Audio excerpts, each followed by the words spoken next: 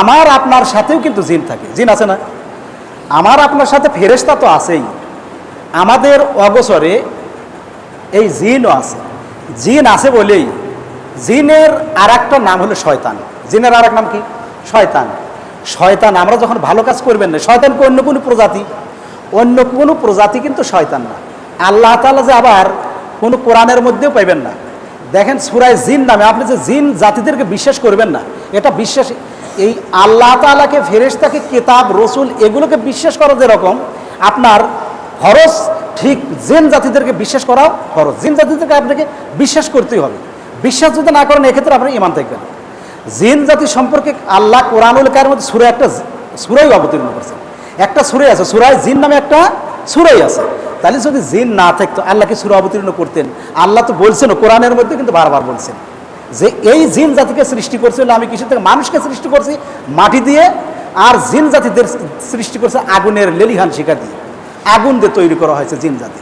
এই জন্য তো শয়তান, এই ইবলিশ, যদিও হয়তো আগামী সপ্তাহে ইনশাল্লাহ আলোচনা করব, ইবলিশ কিন্তু হযরত আদম আলাইহিস সালামকে সেজদা করে না।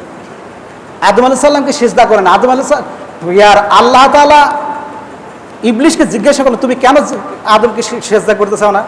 তখন সে বলল খলাকতানি মিন নার ও খলাকতাহু মিন তিন, আমাকে সৃষ্টি করলে তুমি হইলো আগুন দিয়ে, আর ওকে সৃষ্টি করছো মাটি দিয়ে তৈরি করছো, সুতরাং আনা খয়রুম মিনহু, আমি ওর চেয়ে উত্তম। এই যে তাকব্বরি করলো, অহংকারী করলো। অহংকার জিনিসটা কিন্তু খুবই খারাপ। আমরা যে অহংকার করি, অহংকার জিনিসটা খুবই খারাপ।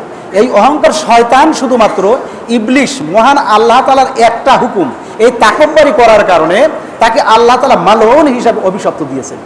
সুতরাং তাকব্বরি করা যাবে না, অহংকার করা যাবে না।